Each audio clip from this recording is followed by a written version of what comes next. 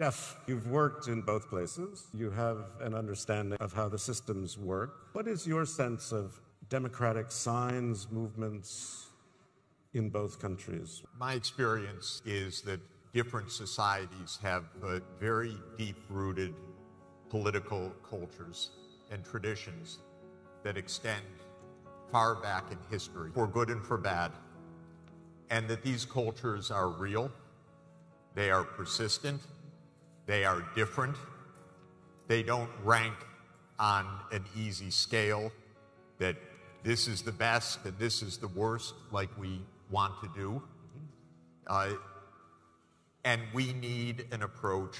I very much like what you said and agree with it. There are different narratives that are held. These different narratives have merit. And the solution in a world of different narratives is to speak with each other more than we do. We in the United States, our political elites, do not speak with Chinese political elites except to point fingers or to yell at them or to do other things. We certainly don't even shake hands with Russian leaders or diplomats.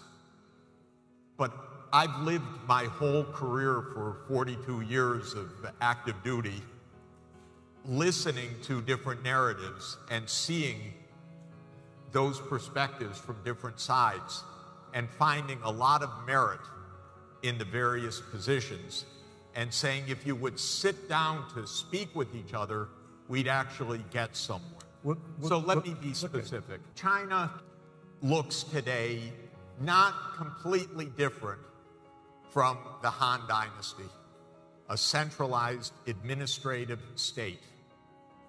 And with Confucian culture, with a tradition of excellence of the Mandarins. When I speak with Chinese senior officials, which I do often, they are the best informed professionals I know in the world. When I deal with them, they know their brief.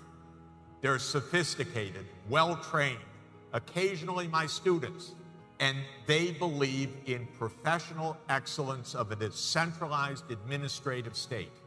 And that political culture is more than 2,000 years old. When you are looking at Russia, Putin looks a lot like a Tsar. It's not an accident. That is a culture of authority and a culture of tradition. When I look at my own country, the United States, it is a semi-democratic, white-dominated, hierarchical, racist society that aims to preserve privilege by the elites. That's how it was formed in 1787. It was a slave-owning, genocidal country, killing Native Americans for a white culture. But amazingly, it still looks that way, although we're much more diverse now than we were. Let me ask you this, Jeff, because this is... I want to point out that these are deep cultural distinctions. Right. But we shouldn't just simplify because we say democracy and you know, these are, yes, it's important. What's important is actually the details. As I mentioned last night, Plato, democracy, that was the last thing on his mind. That was the enemy. The plus was a philosopher king, of course, right, in the Republic. And one more point I want to make about democracy, because we're in a democracy forum where we treat democracy as the good. The most violent country in the world in the 19th century, by far, was perhaps the most democratic or second most democratic, and that was Britain. You can be democratic at home and ruthlessly imperial abroad.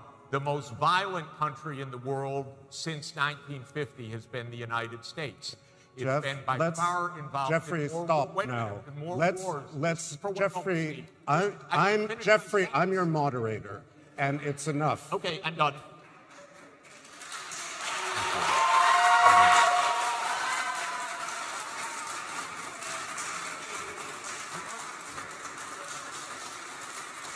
Is democracy the wrong lens, then, from what you've said, to be looking at these two countries? which is what's on the table, China and Russia. The single biggest mistake of President Biden is to say the great struggle of the world is between democracies and autocracies.